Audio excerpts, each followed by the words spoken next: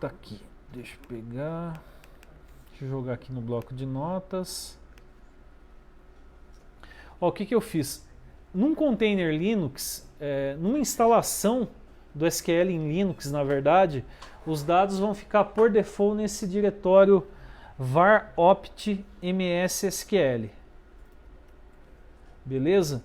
E daí o que eu fiz? No meu Linux eu pedi para mapear isso para esse diretório aqui.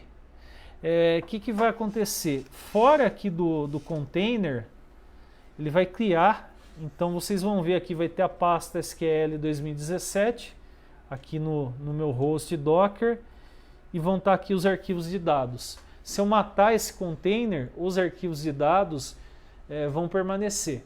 Eu falei isso para bancos de dados, mas tem uma coisa legal que dá para fazer em aplicações web também. A aplicação web tem muito conteúdo estático. Às vezes você sobe lá um banner que é uma promoção, aí passam uns dias, vira uma promoção nova. O que você poderia fazer? Conteúdo estático numa aplicação web, você consegue pegar o diretório que está aquele conteúdo estático e criar um volume também. Vai ficar fora do container. Então, se de repente você precisa ficar mudando o banner toda hora, que é uma coisa que acontece muito em site de vendas, você não precisa ficar toda hora fazendo um novo build da sua aplicação. Você simplesmente pega esse conteúdo estático e mapeia um volume e substitui lá conforme a sua necessidade. Beleza?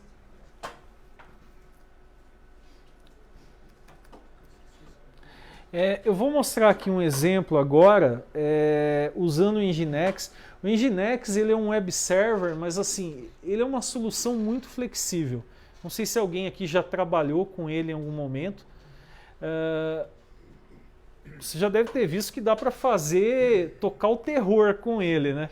E é uma aplicação bem pequena ainda por cima. Que acontece? Dá para você criar load balancer com ele. Se você tem um site estático e quer subir via Docker, dá para você usar o Nginx jogando o conteúdo estático para dentro do container. Sei lá, às vezes você tem que subir lá um hot site lá de alguma campanha, alguma coisa específica da sua empresa. E daí você fala, vamos subir lá no Docker mesmo, para não criar um outro recurso lá diferente de Docker. Dá para você fazer build da sua imagem jogando conteúdo estático, vai ser uma imagem Docker normal, rodando em Nginx, e daí você publica onde você precisa, beleza? Eu vou fazer um exemplo aqui, que é o seguinte.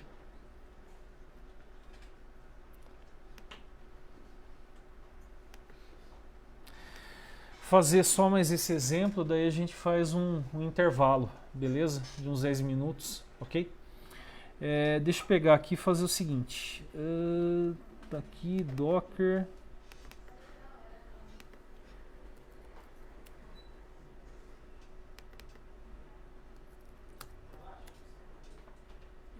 Oi.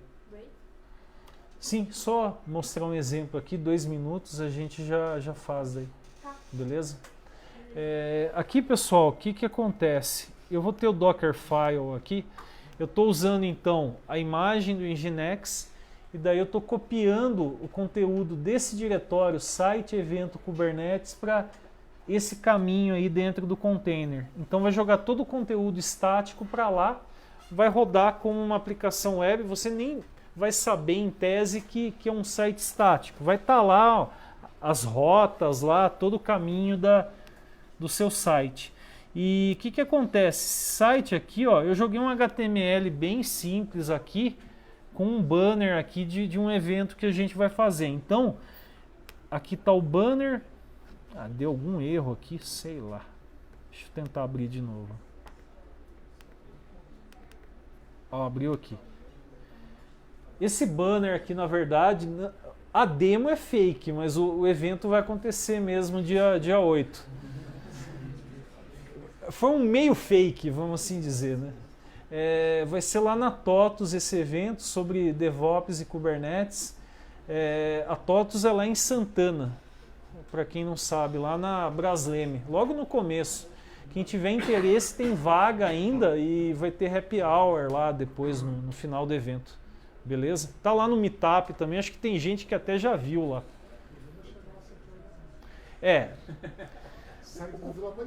Não, o duro é você conseguir atravessar a ponte em cima do Rio Tietê em 10 minutos, às 7 da noite. Vai de moto. De moto... acho que é a única solução mesmo. Mas enfim, quem tiver interesse, fica o convite aí para participar, pessoal. O que eu vou fazer aqui, ó?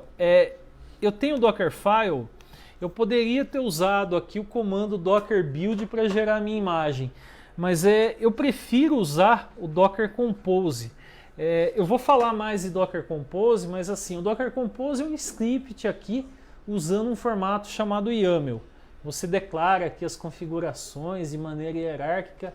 Aqui eu coloquei para fazer build da imagem, coloquei o nome da imagem, coloquei para criar um container na porta 30.000 para eu testar e ver se buildou corretamente a imagem.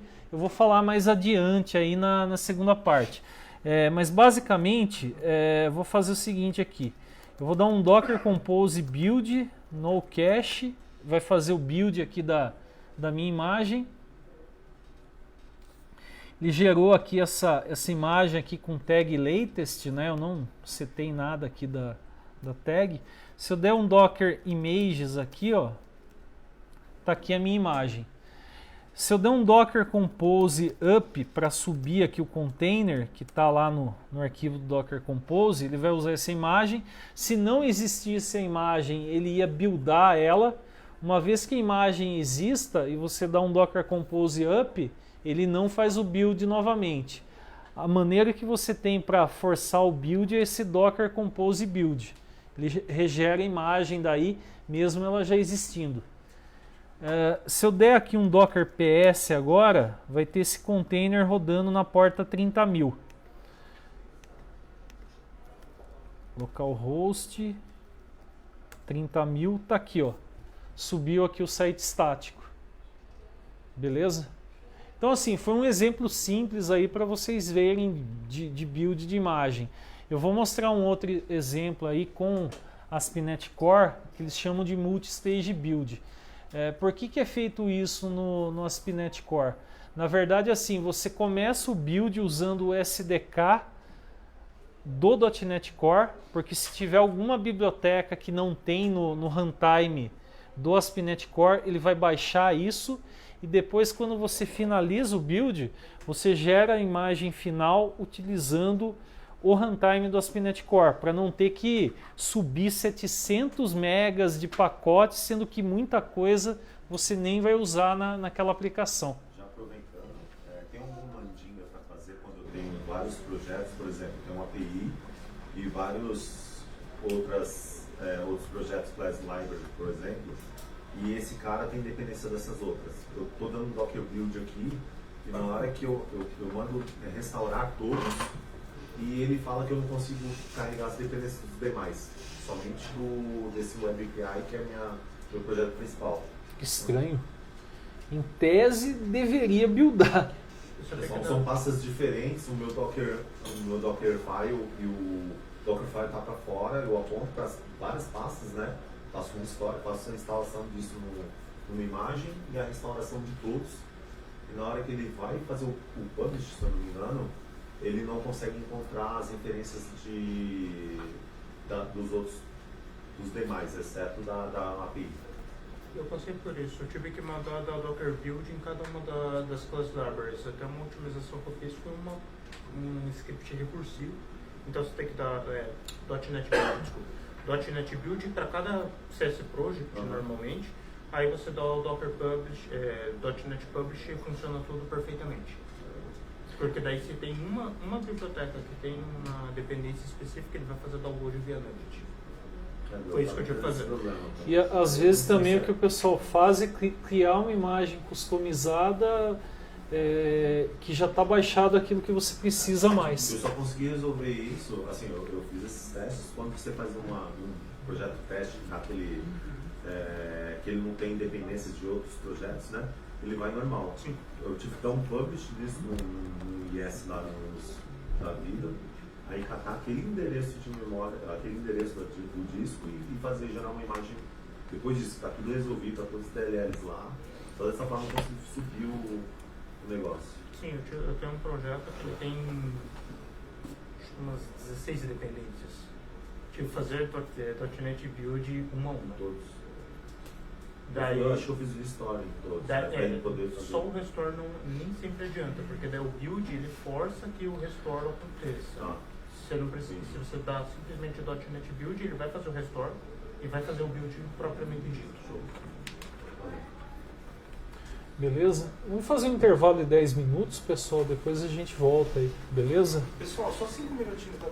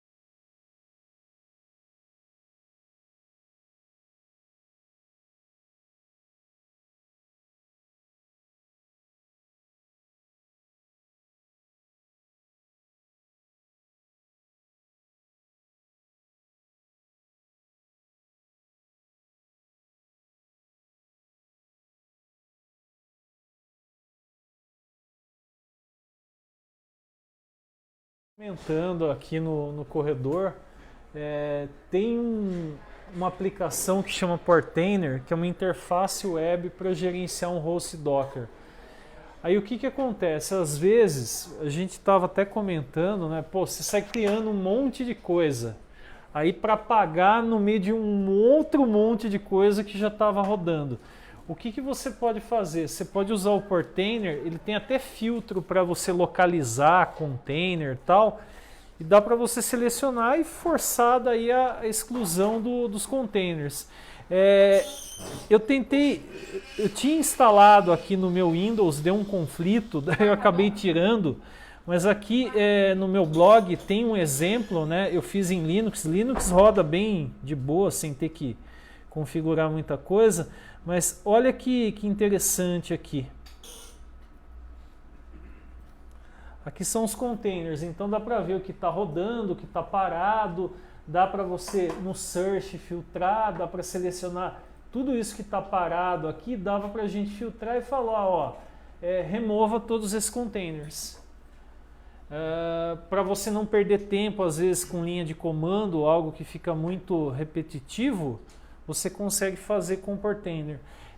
Ele é gratuito e tem um recurso bem legal aí nele, que é o seguinte: às vezes, o que acontece? Você vai expor o seu host Docker para alguém fora da máquina que é o host fazer alguma tarefa. Então você consegue fazer isso pelo Portainer e dar permissões de acesso daí para quem vai utilizar isso. Então dá para você fazer esse gerenciamento a mais. Como a gente estava falando, que você mesmo falou, a interface dele é parecida com a do Docker Hub, né? Uma coisa legal assim, eu criei lá o container da SQL, eu preenchi a senha, que é uma variável de ambiente, eu não lembro a senha. Você clica no container, ele traz todo o conteúdo das variáveis de ambiente que foram criadas. Então, assim, tem muita coisa que não é tão intuitiva via linha de comando, você pode usar essa ferramenta aqui para simplificar. Só que, assim, é importante conhecer a linha de comando, porque, assim, muitas atividades você vai ter que fazer. De repente, se você vai automatizar alguma coisa nos seus deploys utilizando Docker, você vai ter que fazer linha de comando. Então, fazer tudo via interface gráfica pode te deixar mal acostumado. Mas quando você já teve um contato aí, você tem interface gráfica, acaba agilizando a sua vida. Ele já starta um Docker e Bash? Daí é isso? O quarto botão ali do Quick Actions? Sim, dá para fazer isso aqui, ó. Ele está até com o ícone aqui do prompt, né? Uhum. Já dá para daí você se conectar no container e fazer alguma tarefa. Beleza? Só dando um toque aí para... Eu vou fazer um exemplo agora, buildando aqui uma aplicação ASP.NET Core 3.0, né? Eu tinha mostrado aqui para o pessoal que é de .NET, que reduziu bastante o tamanho da imagem, né? Deixa eu pegar aqui. O que eu vou mostrar aqui, que eu acho que é interessante e vale comentar, a imagem do SDK do .NET Core 3.0, ela vem com o PowerShell Core instalado nela agora. Então, se de repente você tiver que fazer alguma coisa que você acha que o PowerShell facilita a sua vida, alguma tarefa, alguma ação, você consegue executar um comando do PowerShell durante o build do container. Beleza? Deixa eu pegar aqui. CD.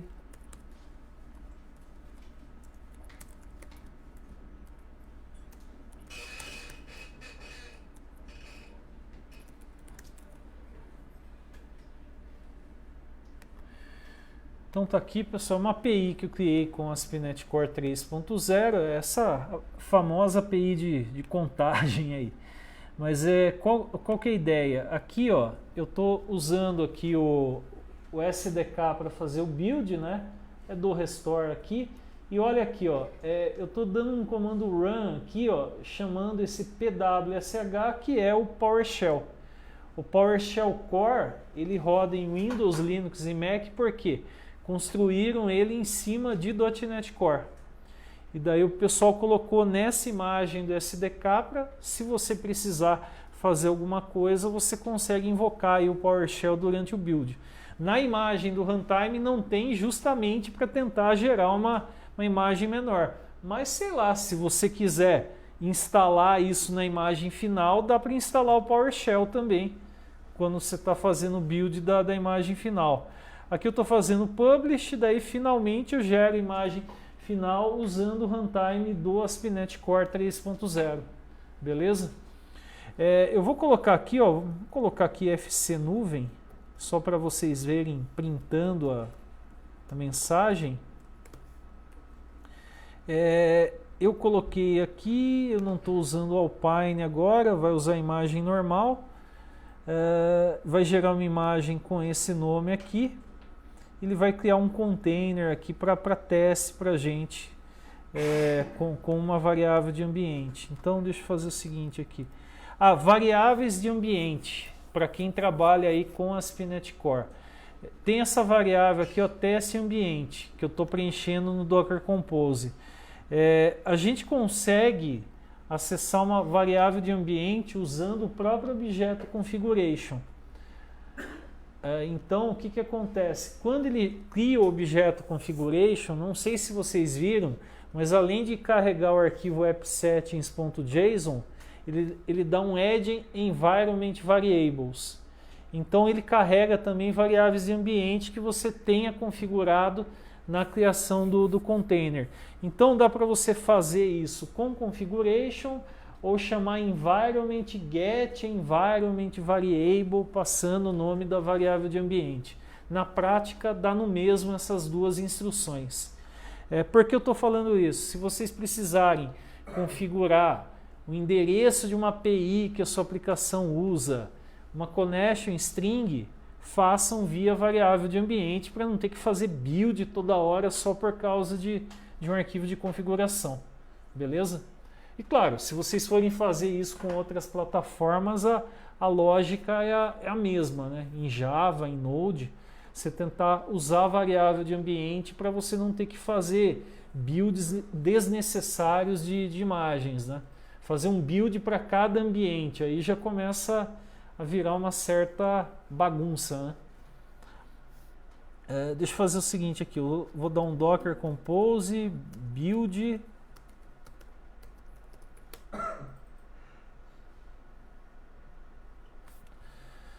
Está buildando a imagem, está rodando aqui as tasks, né? Então tá aqui, ó. Notem, ó, ele gerou aqui, ó, FC Nuvem, né? A mensagem, né? Gerando uma imagem Docker com PowerShell Core. O comando que eu rodei, no caso, foi esse comando aqui, ó, write host. Isso daqui é o mesmo que você dá um write line numa aplicação console, printando lá um conteúdo em tela. Mas poderia ser algo aí mais complexo aí que fizesse sentido. De repente instalar alguma coisa de monitoramento junto quando você está buildando a imagem, enfim, tem N possibilidades de uso. Beleza? A imagem que foi gerada, só para vocês verem, deixa eu pegar aqui.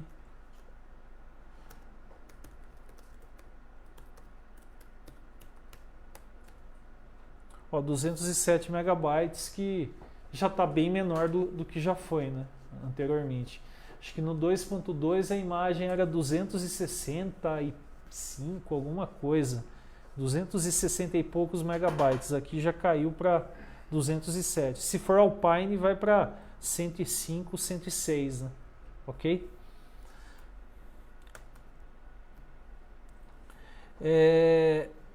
Muitas vezes a gente vai ter que criar vários containers que tem algum tipo de relação entre si. Ou de repente, sei lá, você vai subir um ambiente de teste, você quer que suba o Redis, o Mongo, o SQL. Para você não criar container a container na mão, você pode utilizar o Docker Compose. Então, o Docker Compose ele surgiu para você poder executar, né, subir múltiplos containers relacionados. Mas vocês viram que eu fiz aí build de imagem, criei container que tinha muito parâmetro com Docker Compose, um único container. Então, assim, quando você tem um comando muito extenso, eu acho mais fácil você criar um arquivo Docker Compose com as configurações e eu rodar só o comando do Docker Compose para criar aquele container, do que você jogar aquela tripa de código na linha de comando que às vezes você bate o olho e não está muito legível, né?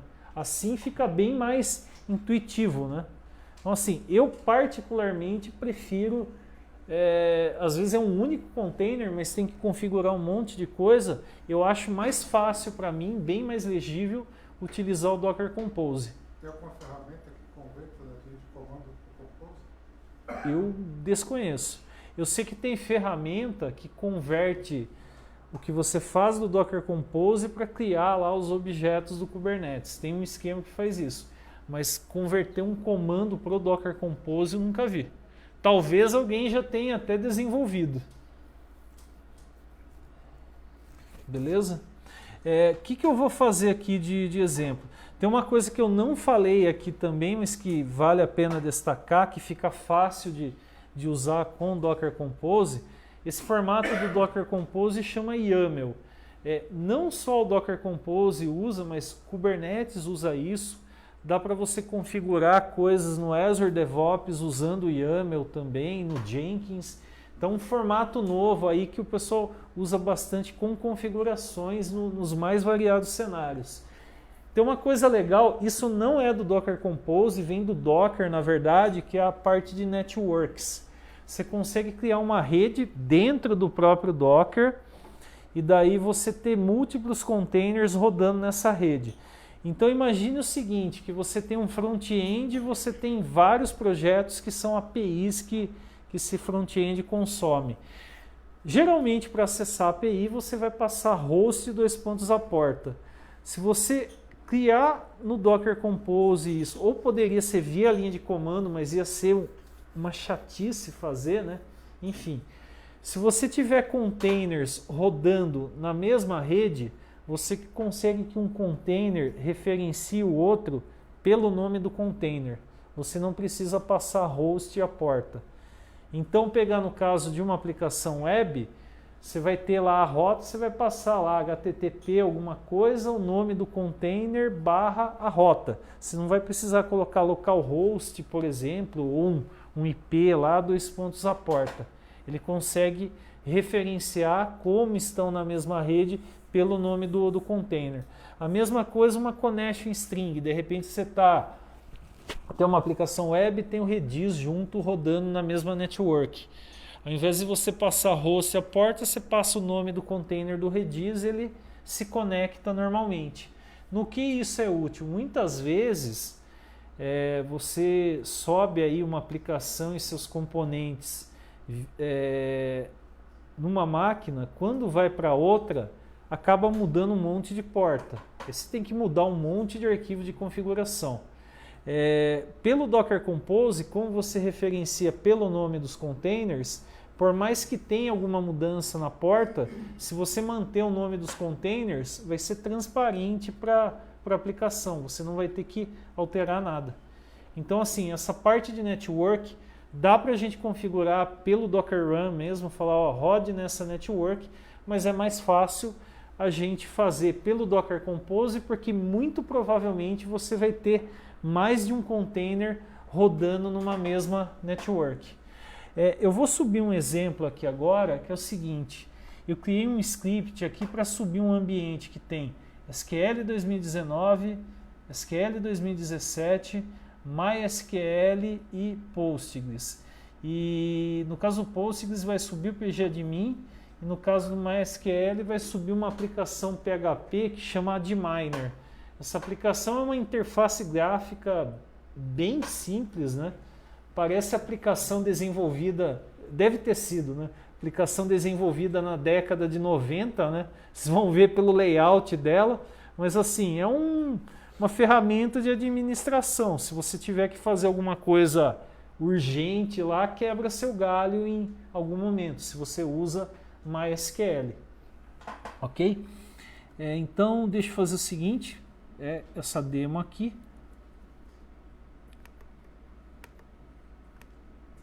Deixa eu até parar aqui os containers do SQL Server. Então, posso pegar aqui, ó, da stop e RM, né, para remover o container. É a mesma coisa aqui, ó.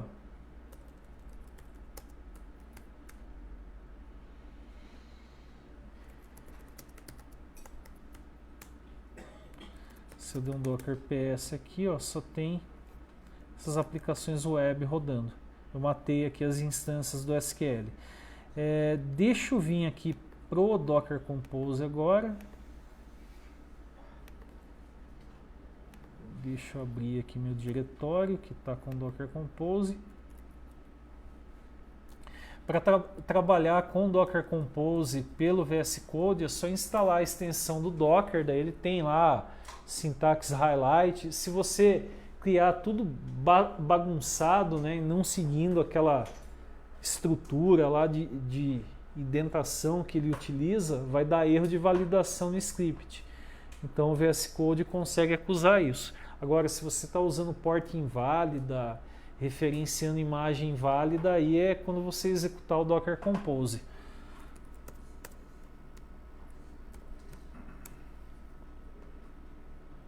Então aqui, pessoal, o que eu fiz? Ó, eu estou criando os containers do SQL 2017, passando aqui portas, variáveis de ambiente, SQL 2019, Postgres, né? Então é bem similar, né? As variáveis de ambiente não são as mesmas, mas é muito parecido a estrutura de criação de um container de um banco de dados para o outro, né? O pgadmin aqui, né? O pgadmin é uma aplicação web, rodaria na porta 80, mas eu pedi para rodar nessa porta aqui mesmo. E aqui eu tenho uma dependência dele com o container do Postgres. Então qual que é a ideia? Quando subir o Docker Compose, ele vai pegar aqui, subir primeiro o item do qual ele depende para depois subir essa aplicação web. Então, quando a gente cria esse vínculo aqui com o Depends On, tem também essa questão de ordem de criação de containers. E o MySQL praticamente é a mesma coisa. E o adminer dependendo aqui do MySQL. Notem que está tudo rodando na Network Databases. Ok? Deixa então dar um Docker Compose up-d. Vai criar aqui os containers, vai subir aqui a network, já criou a network, né? Se eu digitar Docker PS, vai trazer tudo aqui pra gente, os outros containers que nem tem a ver com esse Docker Compose. Se eu digitar aqui Docker Compose PS, vai trazer aqui só os containers relacionados a esse arquivo do Docker Compose que a gente manipulou agora. Notem que está tudo no ar, né? Pegar aqui, por exemplo, o MySQL. O adminer está rodando aqui na 3307. Então deixa eu abrir aqui. Localhost 3307. Subiu aqui a aplicação web. O que eu vou fazer aqui? O server que eu vou passar é o próprio nome do container, que é MySQL. Então não vou passar porta aqui nada, ó, MySQL, usuário e senha é root e esse MySQL 2019. Então não precisei colocar host e a porta que está rodando MySQL. Como estão na mesma network, ele vai conseguir se conectar aí para a gente. Então root. Bonita a interface, né? Mas enfim, ó, deu para a gente ver aqui rapidamente essa questão que eu falei do Docker Compose, né? O que acontece? Você consegue que um container referencie o outro sem indicar porta nenhuma e informando o nome do container. Eu vou mostrar aqui, ó, os containers do SQL estão rodando normalmente. Se eu for tentar me conectar pelo Azure Data Studio, eu vou conseguir. Então, pegar aqui, ó, 41433.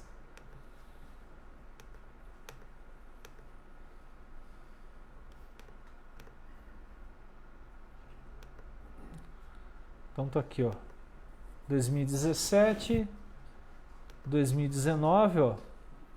Tá funcional, tá rodando aí as instâncias pra gente. Então, eu subi 4 servidores e bancos de dados no quê? Acho que em 5 segundos, né? E que mais que tem aqui? Eu vou mostrar o PGAdmin. O PGAdmin tem algumas esquisitices, eu diria, mas ainda assim dá para se virar bem com ele aí subindo via container Docker. Isso daqui está na 15433, localhost 15433.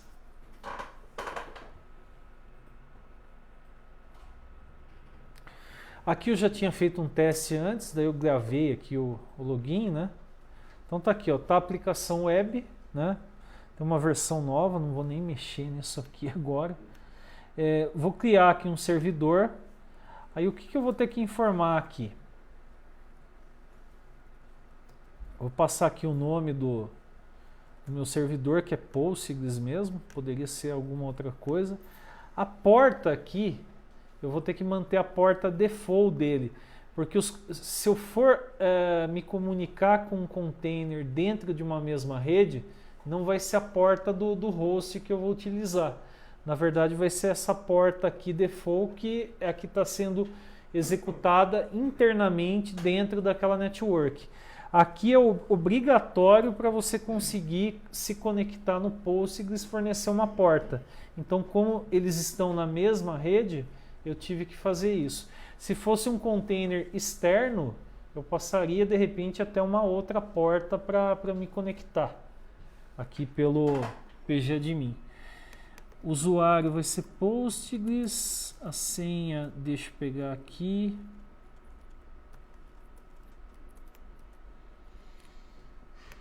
Beleza, tá aqui, ó. Conectado. Beleza? Alguém aqui nunca tinha visto nada de Docker Compose?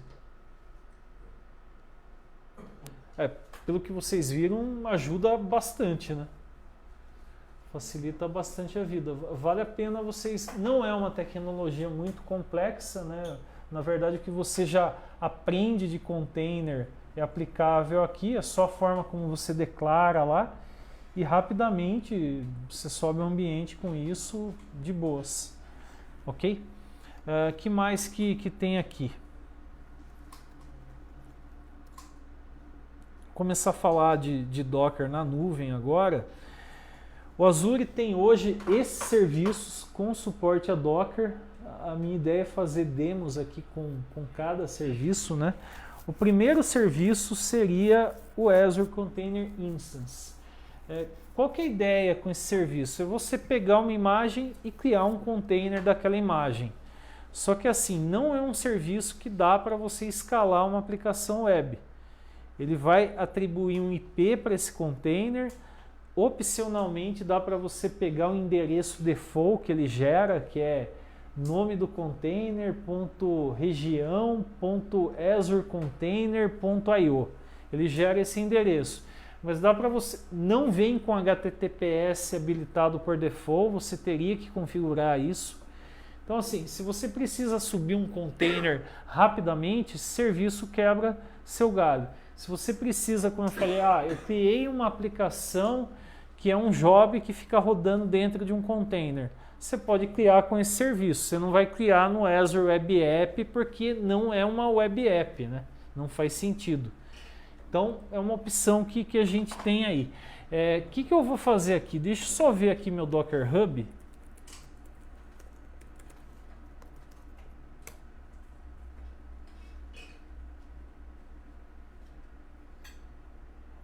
Já está aqui com esse site evento Kubernetes. Então, vou utilizar essa imagem mesmo.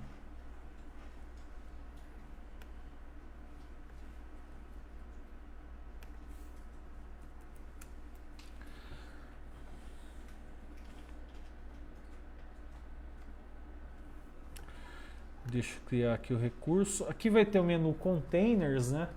Se a gente clicar, o primeiro recurso que vem aqui para a gente é o Azure Container Instance. Então, vai trazer aqui o assistente. Eu posso daí selecionar aqui um grupo de recursos, beleza. Vou passar o nome do meu container, teste FC nuvem. A região, eu uso East US porque eu ganhei aí um bônus para testar e os recursos estão habilitados só nessa região. Por isso que eu não crio aqui no sul do Brasil. Mas geralmente, se você está desenvolvendo a aplicação para cá, até por questão de latência, você vai usar o data center mais próximo, né? Aqui dá para selecionar quanto de CPU e memória vai ser alocado, né? Você pode configurar aqui a parte das portas e daí atrelar um certificado. Eu não vou fazer isso, mas vou pegar aqui, ó, chamar de evento Kubernetes. Vou dar um advanced aqui. Variáveis de ambiente dá para a gente configurar aqui também. Só colocar uma a uma. E finalmente vai pedir para fazer a revisão aqui.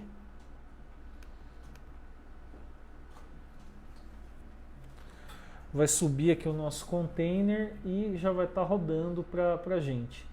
Enquanto ele faz isso, deixa eu já ir falando do próximo recurso. O Azure Container Registry. Como eu tinha falado com vocês, né, que acontece? O Azure Container Registry, ele é uma alternativa ao Docker Hub. Docker Hub também é um Container Registry. Se você trabalha com Azure, não faz muito sentido você pagar também a Docker para usar o Docker Hub. Você já tem o Azure Container Registry no Azure, até para você fazer deploy, como está tudo no Azure, vai ficar mais rápido.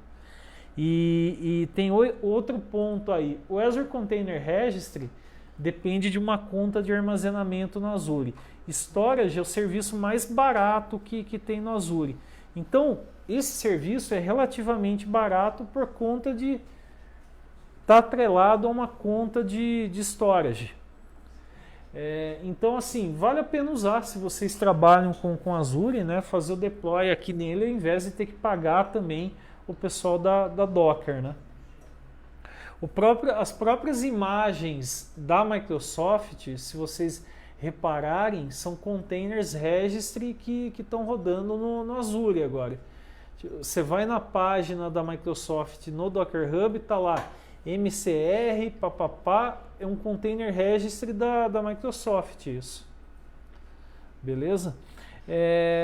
Acho que criou aqui o container.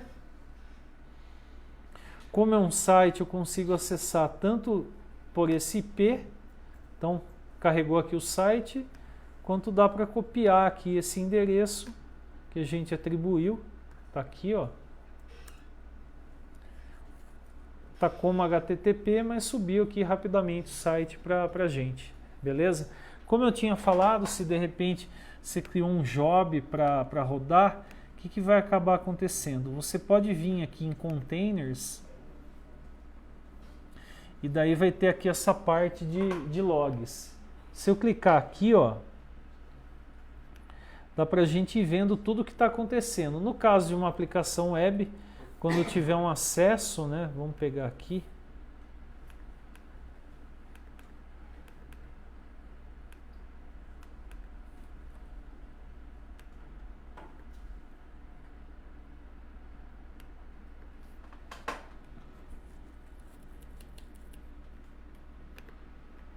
Deixa eu ver aqui. Ó, teve os acessos aqui. Beleza? Então, assim, se fosse um job, você ia printando coisas, ele ia aparecendo aqui para a gente o que estava acontecendo. Ok? No caso do Container Registry, eu já criei aqui o recurso, mas para a gente fazer publicação é o mesmo procedimento que seria com o Docker Hub. Você vai ter que se logar no repositório, criar uma tag daí passando nome do endereço do repositório barra nome da imagem, 2 pontos, tag, no caso a versão da imagem. Então vou fazer isso aqui só para a gente ver que subiu uma imagem. Está nesse Graph Registry aqui, beleza. Ok. Deixa eu fazer o seguinte aqui, repositórios, né? Vou pegar aqui, vai estar aqui as nossas imagens. Eu posso pegar aqui e fazer o seguinte, eu já me loguei antes, né? Então eu não vou precisar fazer o Docker login aqui agora de novo, mas a minha ideia é copiar esse endereço aqui do servidor. E vamos fazer aqui o seguinte, vou pegar aqui, ó, Docker tag site evento Kubernetes. Aí ele vai criar aqui pra gente, ó, chamar a imagem de que vai para o Azure, né, de evento Kubernetes. Então ele vai criar aqui uma imagem pra gente com esse nome. Tá aqui, ó. Na verdade é uma cópia daquela imagem que a gente buildou. E daí eu vou fazer o seguinte aqui, ó. Vou dar um docker push passando essa imagem.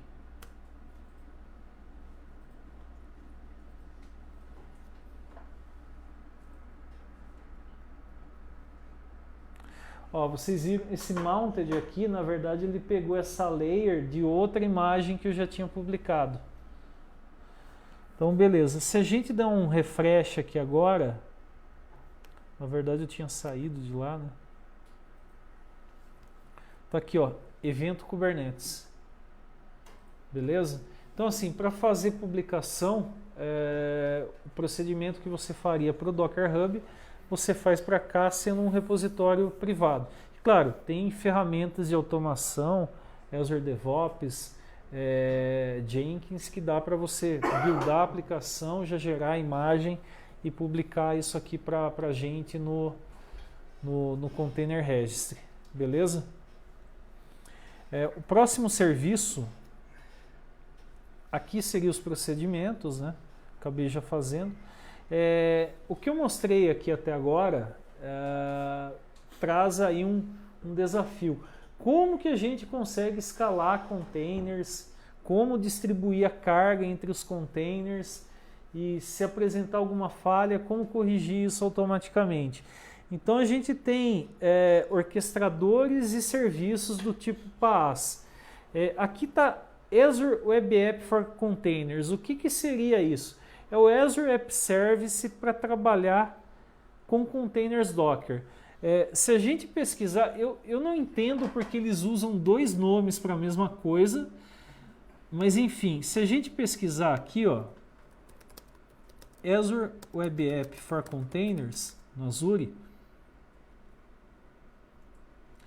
ele vai trazer aqui os dois, ó, Web App e Web App for Containers. Se eu clicar aqui, o default do recurso vai estar como code, mas dá para eu mudar para usar uma imagem Docker.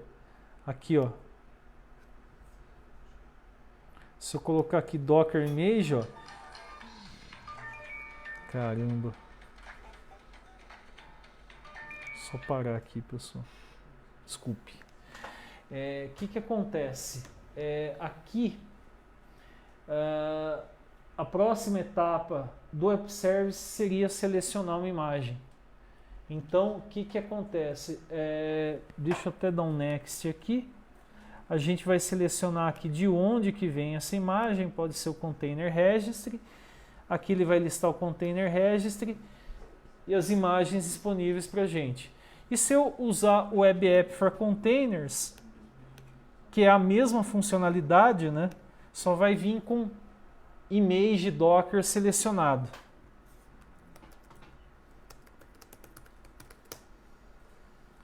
Parecem ser dois serviços diferentes, mas é a mesma coisa na prática. Vou criar aqui.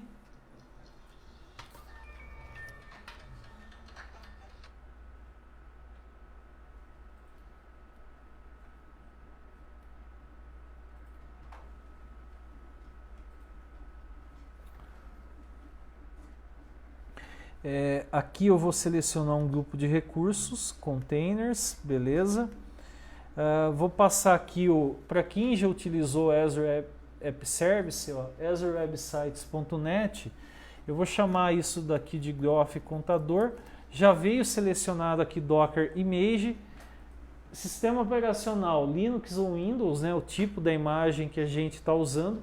Se a gente selecionar uma imagem Linux e marcar o Windows aqui, quando ele for fazer a validação antes de criar o recurso, ele vai notar isso e vai dar um erro falando que você está usando uma imagem Windows, mas passando como se fosse Linux, ou vice-versa.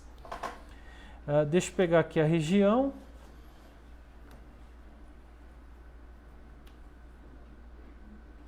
Criar aqui um plano, né? Chamar isso de Graph Contador Plane, beleza. CPU em memória. Aqui em Docker, ó, posso selecionar Azure Container Registry. Vamos pegar aqui a imagem que está no meu Container Registry, essa imagem Alpine mesmo. Aqui as várias tags vão ser listadas, eu só tenho essa latest. Dá um review e create aqui. E finalmente dá um create. O que acontece? Quem já trabalhou com Azure App Service sabe que esse serviço é escalável. Dá para você escalar verticalmente, adicionar mais CPU, mais memória, só que não tem auto-scale para esse procedimento de escalar verticalmente. E dá para escalar horizontalmente. Escalar horizontalmente dá para você escalar manualmente, falando, ó, rode X instâncias para mim, até o limite do meu service plane, né? Ou então criar uma regra de auto-scale, quando atingir, sei lá, tanto de memória, você adiciona mais instâncias aí, porque de repente está ficando sobrecarregado as instâncias que você tem rodando. E as instâncias na prática, o que elas vão ser aqui? Vão ser containers rodando aqui em cima do Azure App Service. Beleza? Deixa eu dar um go to resource aqui. Vamos pegar o URL dele, né? Jogar isso aqui. Ó, trouxe aqui. Então, isso daqui é um ID de um container, né? Tem um ponto aqui interessante. Quando eu criei lá no Azure Container Instance, eu conseguia, no momento da criação, configurar uma variável de ambiente. Aqui não apareceu a opção. Eu acho que deveria ter isso, talvez no futuro eles acrescentem. Como que a gente consegue resolver isso daqui? A gente precisa vir aqui em Configuration. Ele vai ter aqui para a gente a opção aplicar. Mudou aqui o ID do container, ou seja, ele matou aquele container antigo, criou um container novo, passando aí um conteúdo que é uma variável de ambiente, ok? Que assim, aqui a gente sabe que essa variável de ambiente aqui é bem fajuta, né? Ela só printa um valor em tela, mas geralmente você teria uma variável de ambiente que seria uma conexão para um banco, para um outro recurso, então você realmente precisa matar o container para gerar um container novo apontando para o local correto, né? Ok? Que mais que a gente pode fazer aqui com esse serviço? A gente pode escalar esse serviço, né? Então, como eu tinha falado, a gente tem o Scale Up, né? Então, estou usando aqui esse plano mais básico, né? Os planos de serviço, conforme vocês pegam planos de serviço mais parrudos, se você for escalar horizontalmente, ele te dá opções para trabalhar com mais instâncias de containers. Esse plano que eu estou aqui, dá para criar até 20 containers. Os outros ia dar para criar 50, 100 containers. Muitas vezes, você não vai ter uma aplicação web com 1000 containers, 1000 instâncias rodando, né? Às vezes com 10, 20, 30 atende muito bem a sua demanda. Então o pessoal tem uma tendência meio forte hoje em dia de tem que escalar a aplicação, vamos usar Kubernetes. Tem o Azure App Service, eu sei que tem um serviço de hospedagem da Amazon que dá para você atrelar isso também a Docker. Então dá para você subir containers sem ter que criar um cluster Kubernetes muitas vezes. Agora, se você tem uma demanda muito grande e o limite aqui que esse serviço oferece não te atende, aí já é o caso de você partir para o Kubernetes. Beleza? eu vou escalar isso daqui horizontalmente. Se eu fosse criar um autoscale, o que aconteceria? Eu ia ter que definir uma regra aqui, ó. Tem a quantidade mínima e máxima de instâncias, daí com base na métrica ele vai ver se é para criar mais ou se é para desalocar alguma coisa, né? Pegar aqui, ó, baseado numa métrica, tem que adicionar uma regra. E aqui vão ser as métricas possíveis, né? O percentual de CPU, memória, essas métricas baseadas em TCP, em I/O também. Então, esses critérios aí a gente consegue utilizar para escalar automaticamente a nossa aplicação, ok? Como é uma aplicação muito banal, né? Eu vou pegar aqui e escalar manualmente mesmo. A gente só tem uma instância rodando hoje da aplicação. Vou colocar aqui, colocar 4 instâncias. O que ele vai fazer? A gente já tem um container rodando da aplicação, né? Ele vai pegar daí e criar outros containers daí para atender aí o quanto a gente configurou, né? Então aqui, ó, notem que já tinha feito um acesso antes, ele incrementou aqui em 2, ou seja, ele não matou esse container que existia quando escalei a aplicação, até para garantir a disponibilidade dela. Mas se eu abrir isso daqui numa janela anônima, eu acho que vai trazer algo diferente aqui, espero eu. Não trouxe. Bem, deixa eu forçar a barra aqui. Vou usar aqui o Cloud Share e mandar um monte de requisição. Alguma hora deve variar.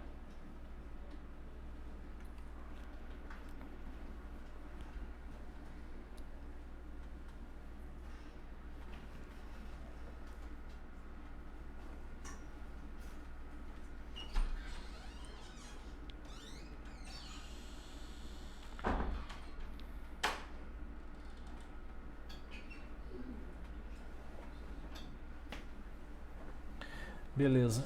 Eu vou rodar um comando cur aqui, para mandar requisição em Linux mesmo.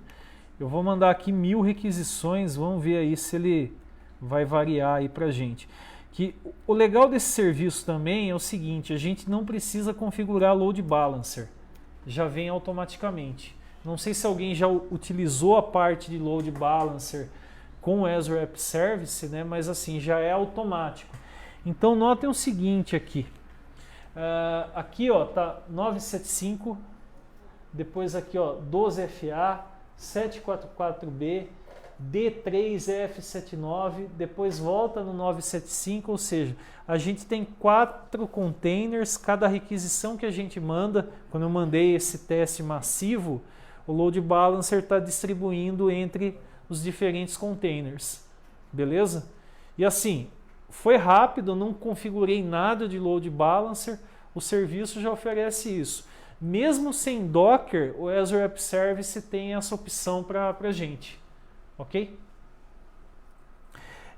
Beleza. Visto isso aqui do Web App for Containers, né?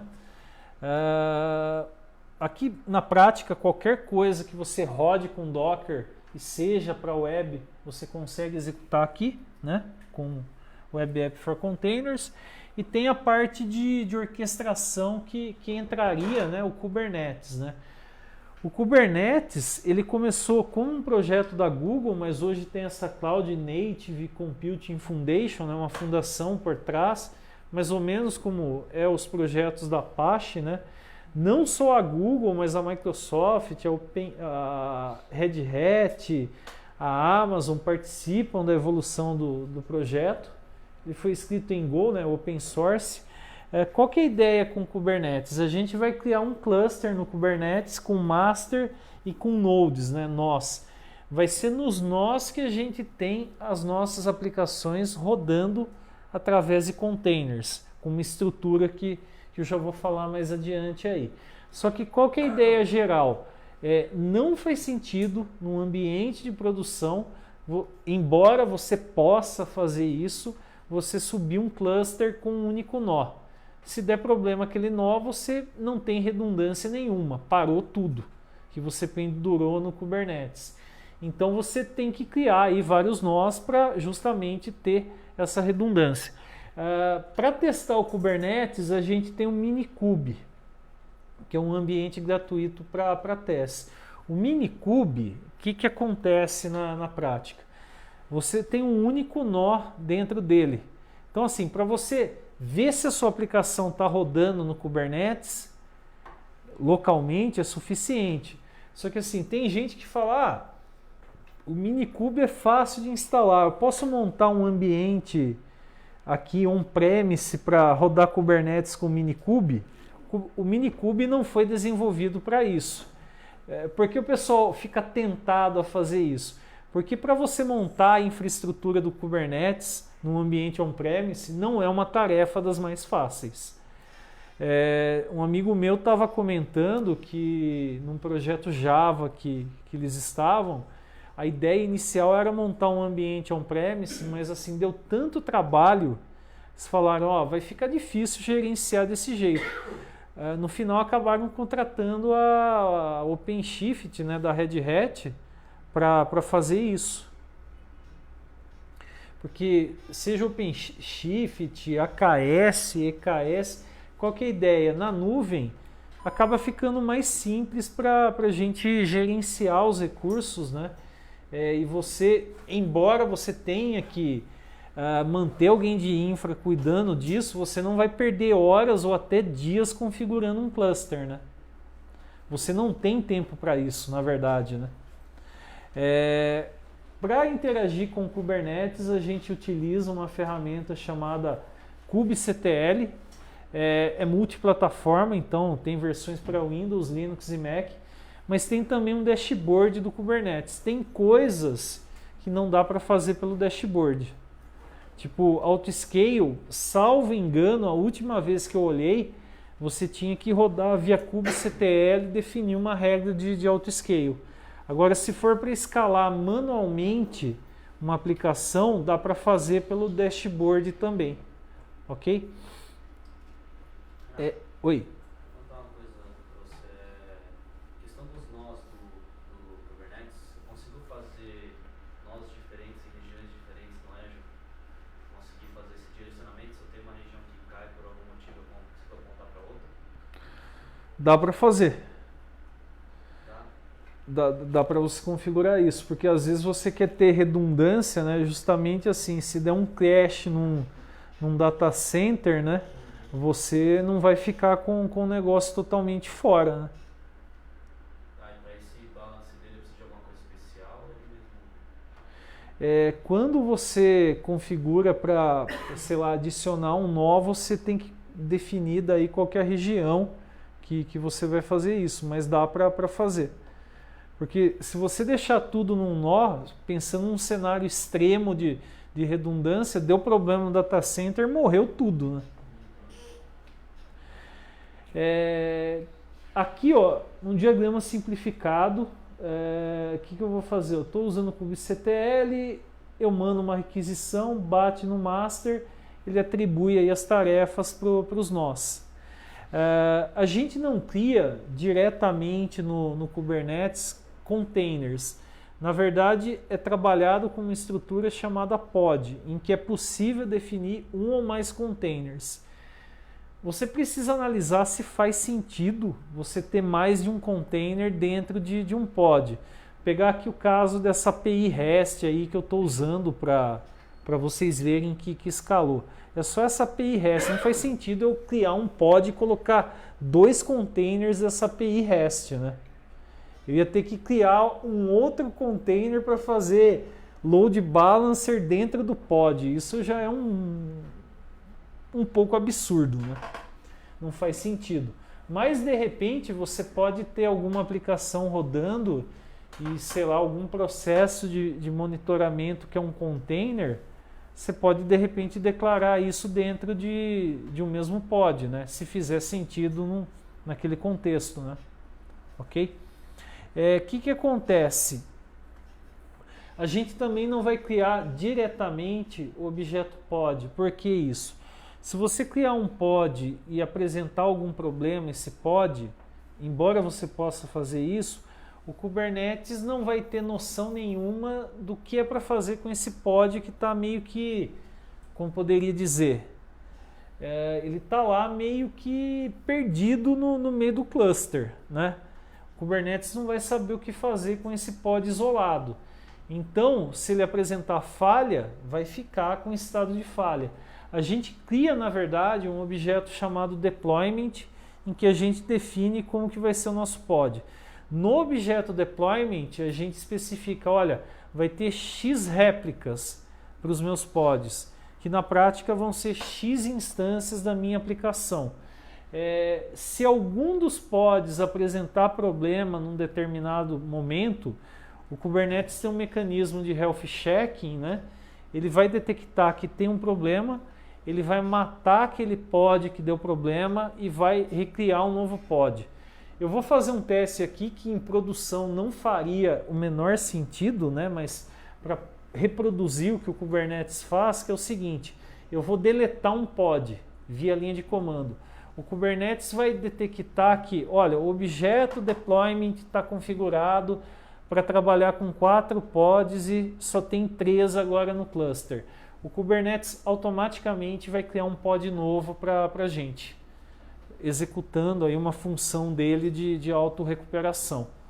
Então, assim, o Kubernetes, assim, ele é muito robusto, tem toda essa inteligência por trás dele, mas, assim, você tem que estar num projeto que faça sentido e que pague o investimento nele, né? De repente, como eu falei, é uma aplicação com 10 instâncias, usar o Kubernetes nem seria excesso de preciosismo, acho que é mais matar uma mosca nem com uma bazuca, né? Com um tanque de guerra logo mesmo, né? Beleza? Além do objeto deployment, a gente precisa criar um objeto chamado service. O service vai ser o load balancer. No service, dá para você atrelar um IP público para acessar os seus pods, né? No caso, vai bater no service, ele vai distribuir entre os pods. Então, seria o caso de uma aplicação web, né? Um site ou API REST, por exemplo, né? E além disso, dá para você atrelar daí um DNS, né? Um endereço aí da sua aplicação. Dá para você configurar também HTTPS. Eu subi aqui com HTTP mesmo, né? Fiz o mais simples possível. Que eu acabei montando aqui? Vou até mostrar para vocês os objetos deployment pod. Deixa eu pegar aqui. Não, tá aqui.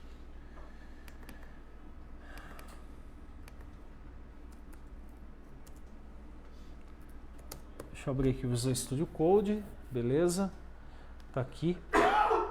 Objeto... Ai, peguei a aplicação errada.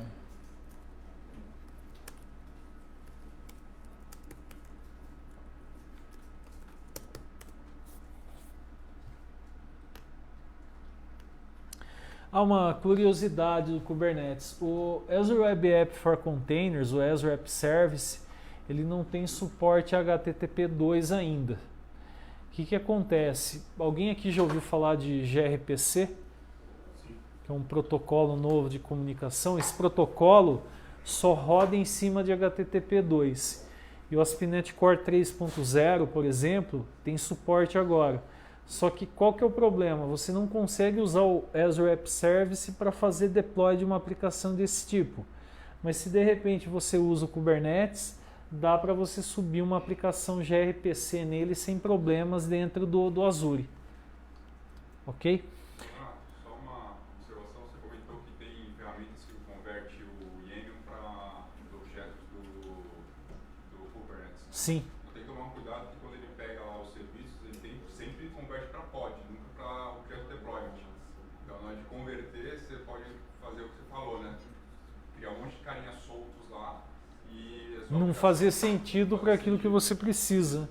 Então tem que tomar cuidado que ele sempre converte para um serviço para um pod, não um conjunto de serviços para um deploy. Sim.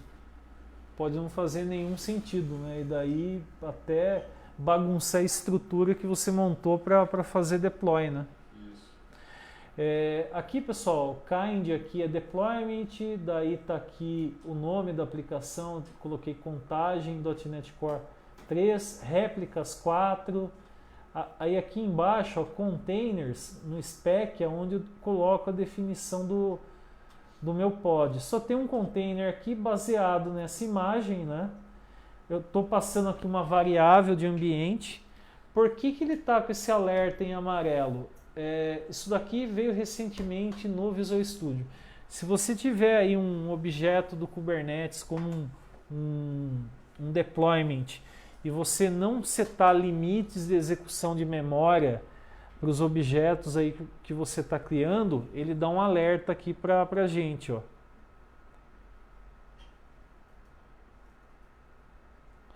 Aqui a questão de expor a porta, então ele faz aqui toda uma validação para a gente. Checa aqui várias regras. Beleza? Então assim, é um alerta, mas a gente consegue rodar aqui esse exemplo. O que eu acabei fazendo? Para você executar um arquivo desse tipo, você vai dar kubectl create -f de file, né? E passar aqui o nome do arquivo. Eu já criei isso aqui anteriormente. Então, o que acontece? Se eu digitar aqui kubectl get deployment, o que ele vai trazer aqui para a gente? Vai trazer esses 4 pods rodando. Notem que estão todos disponíveis. Se eu der um kubectl get pods aqui, ó, 4 pods rodando. Se eu der um kubectl get service, a gente tem aqui o próprio cluster, né, que é um service, e aqui o load balancer que a gente criou com esse IP externo aqui que foi atribuído pelo próprio Azure. Então o que eu posso fazer com esse IP aqui?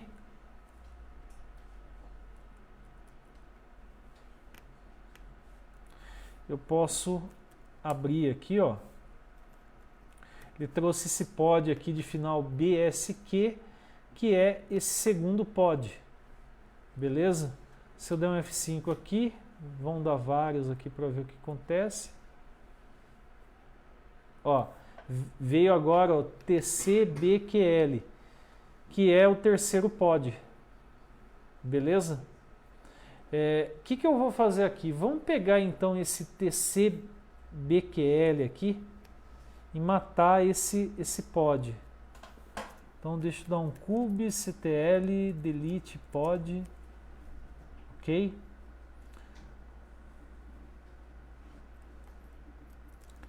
Deixa eu dar aqui um kubectl get deployment, vamos ver se já criou. Ó, já criou, nem deu tempo de ver que estava em criação. Aqui, ó, ele criou esse pod aqui, ó, 24 RPM há 15 segundos atrás. Então, essa instância aqui que a gente forçou a barra matando, ó, já foi substituída por essa 24 RPM, ok?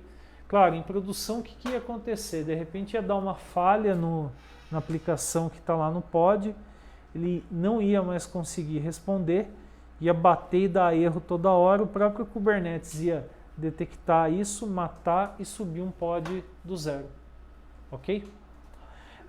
Que mais que tem aqui interessante para mostrar para vocês?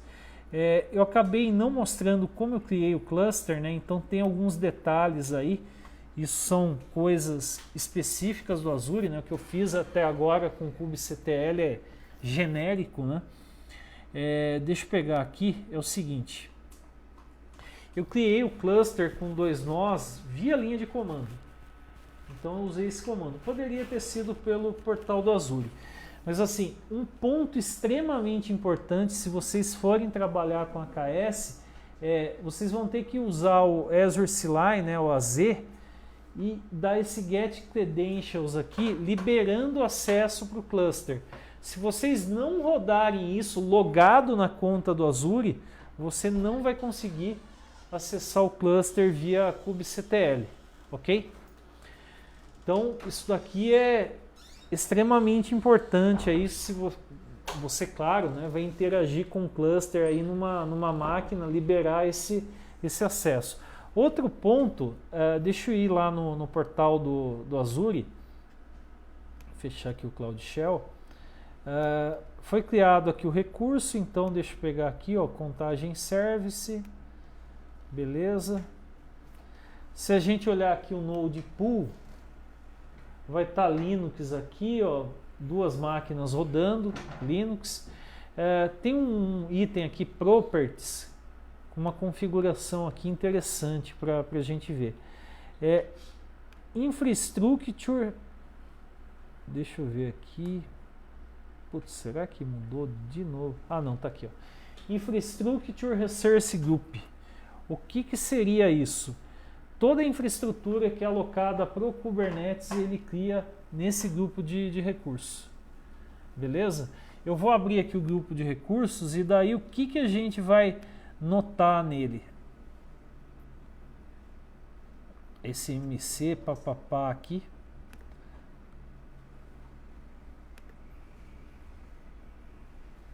Ué.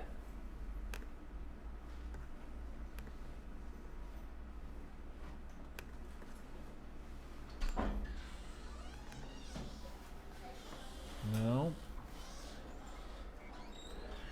Bom, pessoal, notem aqui, ó, máquinas virtuais, disco, interface de rede. A gente tem dois nós, né?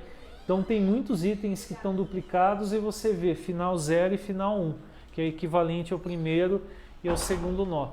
Então, quando a gente vai criando a infraestrutura do Kubernetes, não é só aquele recurso do AKS.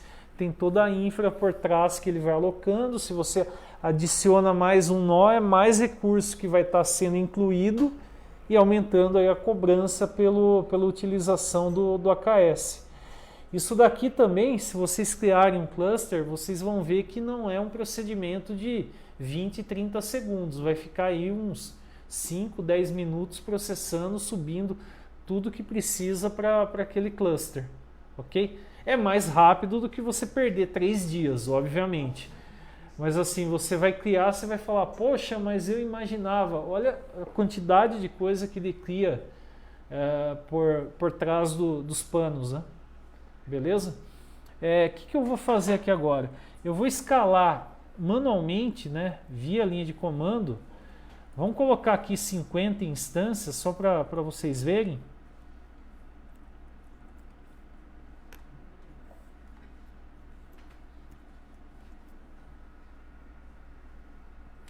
Se a gente der aqui um kubectl get deployment agora, ó, já criou os 50 pods, mas não tem todos disponíveis. Se eu der aqui kubectl get pods, a gente vai ver o status aqui, ó. Tem vários que já estão como running, tá container creating aqui em vários, né? Então ele está alocando tudo aqui para subir. Se eu der um get deployment agora, vamos ver se já está com tudo disponível. Então assim, ele alocou aí rapidamente o que a gente precisava, né? Foi de 4 para 50 aí, você pode contar que acho que deve ter levado aí uns 5 segundos no máximo, né? E ainda eu subi aí uma máquina que não é tão parruda, né? Então, imagine, você alocando bastante recurso de infra, se isso justifica no seu projeto, vai ficar um tiro escalar a sua aplicação, né? Beleza? O que eu vou fazer mais aqui só para finalizar a demo? Eu vou mostrar aqui para vocês como acessar o dashboard. O dashboard, a gente tem que rodar o AZ mesmo, AZKS Browse, para ele liberar o acesso para a gente. Então, ó, mandei rodar aqui.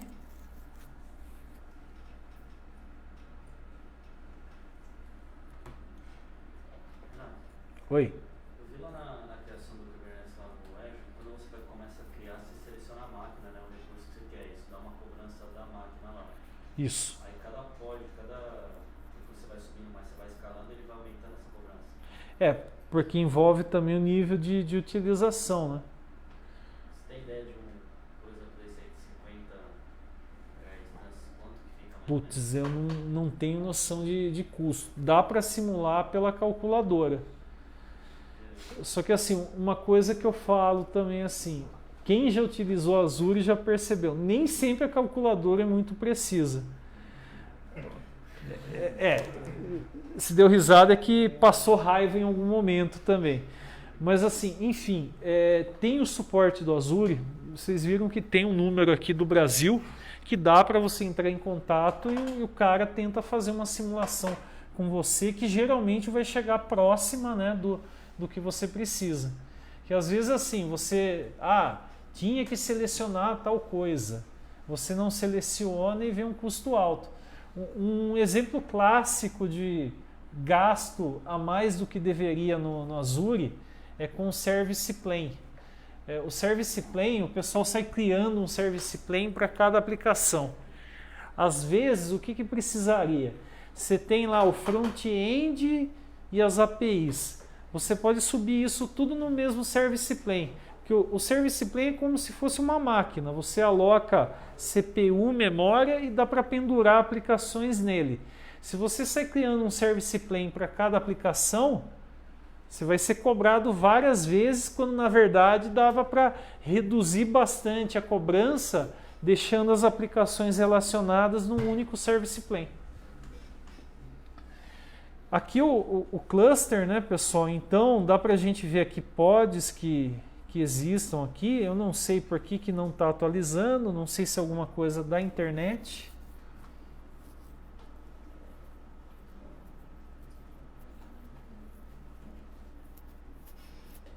Deixa eu tentar fazer aqui o seguinte. Usar a internet da minha máquina mesmo. Só para mostrar rapidamente para vocês e daí acho que o pessoal vai fazer um sorteio aí no final.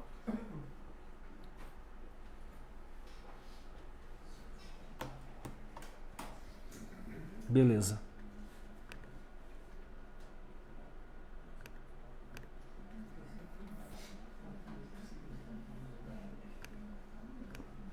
Caiu aqui. Explicado.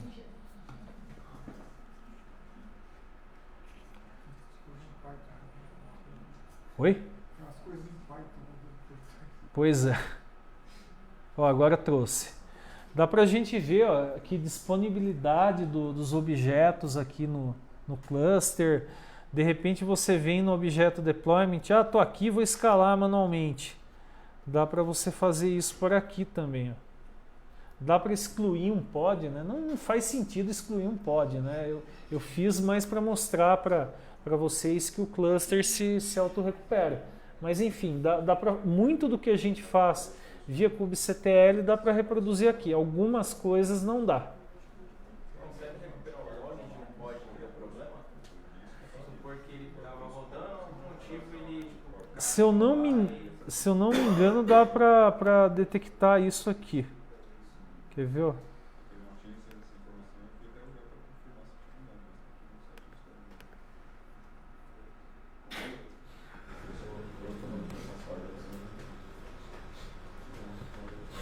Dá para você ver aqui a parte aqui, as condições, né? O que aconteceu, tal. Então, mas ele não, o Kubernetes não chega a matar, se ele crashou, ele não chega a matar o pod não, né? Ele continua ou ele vai matar? Porque aí se ele matar a gente não consegue ver. Se der um crash vai matar. Eu mesmo, sendo sincero, não cheguei a conferir esse tipo de coisa. Aí eu não saberia te responder. Mas eu acho que deve ter alguma coisa que você consegue monitorar isso também. Beleza? Bem, pessoal, acho que é isso. Ficou aí mais alguma dúvida? Acho que deu para ter uma visão geral, né?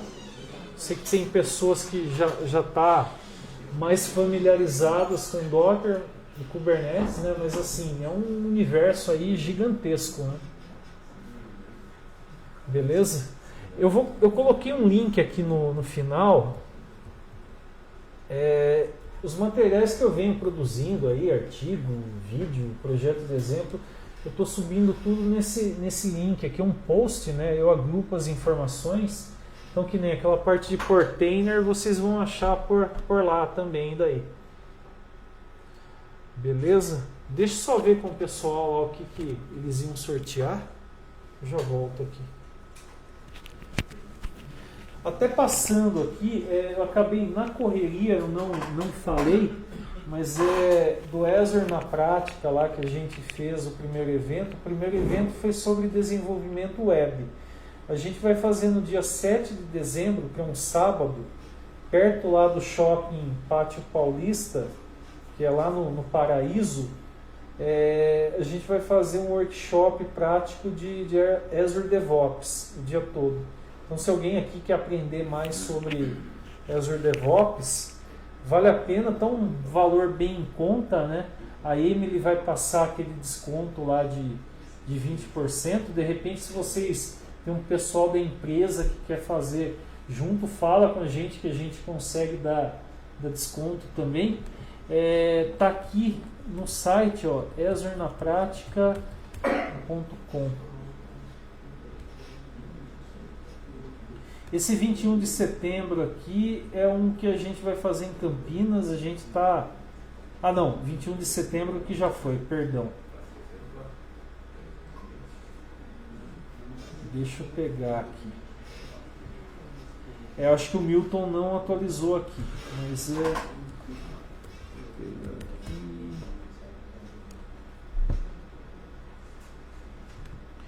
eu abro por aqui mesmo e mostro aí para vocês. Então tá aqui, pessoal, o treinamento, beleza? Aqui tem as informações, então vai ser abordada na prática. Vocês só precisam levar notebook, não vai precisar criar uma conta na Azure e atrelar um cartão de crédito. A gente usa aquele esquema de PAS as you go do Azure, então atrela um e-mail de vocês e beleza, né? E daí vocês podem, quem tiver interesse, estar participando. O local é próximo de metrô, o acesso é bem fácil, beleza? O primeiro lote está 350, mas daí qualquer coisa vocês vão fazer em grupo ou usar o desconto da FC Nuvem, 20% já sai por 280, ok? Beleza, só chamar o pessoal lá para ver o que vai sortear.